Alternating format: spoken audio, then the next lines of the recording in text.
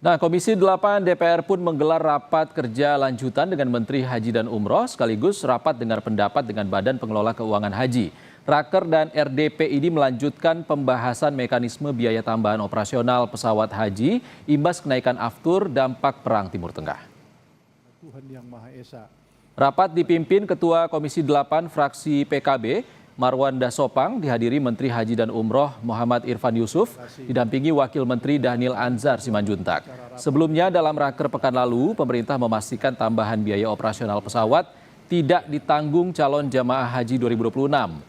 Saat itu rapat belum memutuskan skema anggarannya yang bisa dipakai untuk menutupi lonjakan harga aftur. Menteri Haji dan Umroh mengaku butuh persetujuan DPR terkait lonjakan biaya transportasi udara menyusul naiknya harga aftur pesawat. Terima kasih.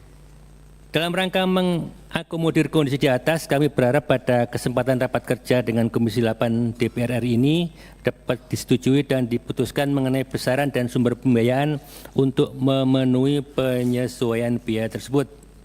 Angka-angkanya ada di situ, total selisih yang diperlukan 1,77 triliun. Dan untuk memantau jalannya raker Komisi 8 DPR dengan Kementerian Haji dan Umroh, kita sudah terhubung dengan jurnalis Kompas TV, Tifal Solesa dan juru kamera Yanuar Ruslim di Gedung DPR Jakarta. Tifal, apa sudah ada kesepakatan terkait dengan mekanisme biaya transportasi haji ini? Apa masukan dari DPR? Sampai detik ini belum sampai dalam tahap simpulan, tapi beberapa saat lalu perdebatan yang masih saya dengar ini masih berkaitan dengan pos mana sesungguhnya yang bakal dipakai untuk menutupi kebutuhan tambahan anggaran 1,77 triliun rupiah sesuai dengan usulan yang disampaikan dua maskapai kepada pemerintah, dalam hal ini Kementerian Haji dan Umroh, untuk operasional penerbangan bagi jamaah haji dalam ibadah tahun 2026 ini.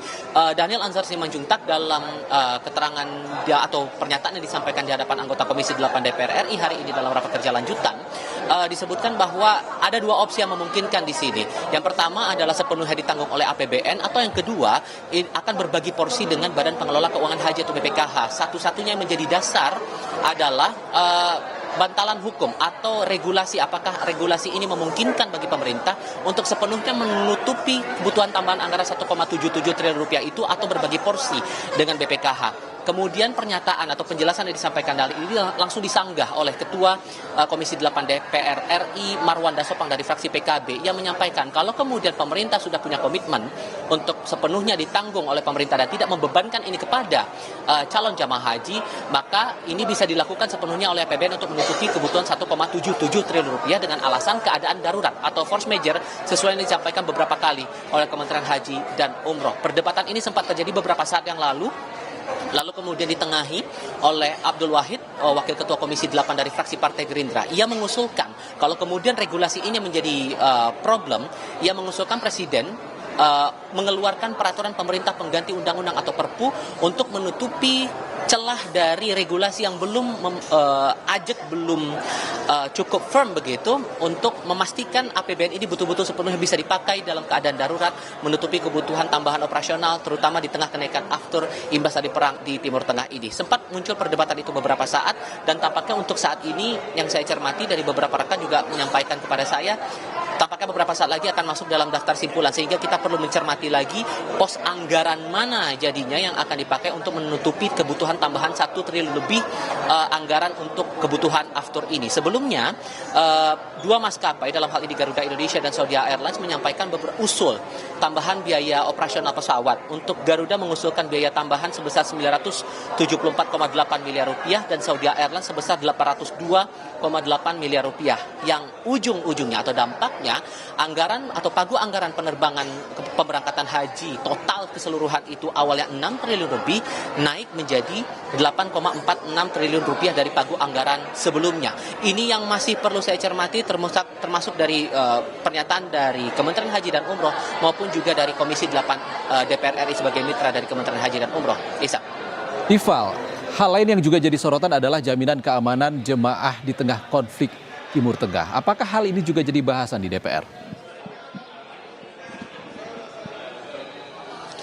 Rapat kerja minggu lalu itu sudah sempat ditegaskan oleh Menteri Haji dan Umroh Muhammad Irfan Yusuf bahwa kondisi dari gejolak yang muncul di Timur Tengah saat ini tidak mengubah rencana awal dari pemerintah untuk memberangkatkan para jamaah sesuai dengan jadwal.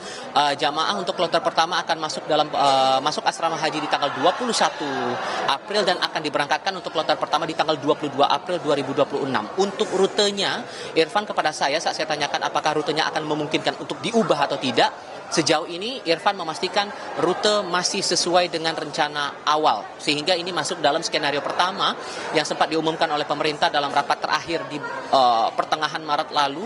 Saat itu pemerintah menjabarkan beberapa skenario pemberangkatan mengikuti lagi dinamika gejolak geopolitik di Timur Tengah. Salah satu opsinya adalah tetap memberangkatkan para jamaah dengan skema entah itu sesuai dengan rute awal maupun perubahan rute. Kalaupun perubahan rute, ini akan berdampak perjalanan para jamaah menuju ke Tanah Suci akan lebih panjang, itu memakan biaya yang besar juga karena kebutuhan aftur juga lebih banyak. Ini yang masih perlu kami cermati lagi, masih kami perlu penegasan lagi dari otoritas terkait, ditambah dengan dinamika yang ada sekarang. Harga aftur masih akan berfluktuasi di tengah konflik, apalagi AS dan Iran ini masih menempatkan posisinya masing-masing di tengah Selat Hormuz ini. Jalur minyak perlintasannya akan melewati jalur itu, sehingga ini berpengaruh juga terhadap harga minyak dunia. Apakah ini juga akan berpengaruh dan sejauh mana hitung-hitungannya kalau kemudian harga aftur ini turun atau naik dalam waktu yang dinamis yang tidak bisa ditetapkan. Tapi yang juga diingatkan oleh DPR RI di tengah kondisi minyak dunia yang tidak stabil seperti sekarang ini, semua serba tidak menentu. Marwan Dasopang selaku Ketua Komisi 8 DPR RI juga menyarankan kepada pemerintah untuk kedepannya perlu ada batas atas dan batas bawah kurs rupiah apabila terjadi gejolak seperti ini, sehingga bisa dikalkulasi utamanya untuk kondisi-kondisi darurat seperti gejolak geopolitik di Timur Tengah. Tapi yang bisa dipastikan oleh Kementerian Haji dan Umroh adalah untuk keamanan tetap akan jadi prioritas yang utama selama pelaksanaan ibadah haji tahun 2026 ini. Isa. Ival Solesa dan juru kamera Yadua Ruslim langsung dari Gedung DPR Senayan, Jakarta. Terima kasih kawan-kawan. Saudara, imbas kenaikan harga plastik, pengusaha laundry di Sragen, Jawa Tengah terpaksa menaikkan tarif jasa laundry Rp1.000 per kilogram. Selengkapnya, usai jeda.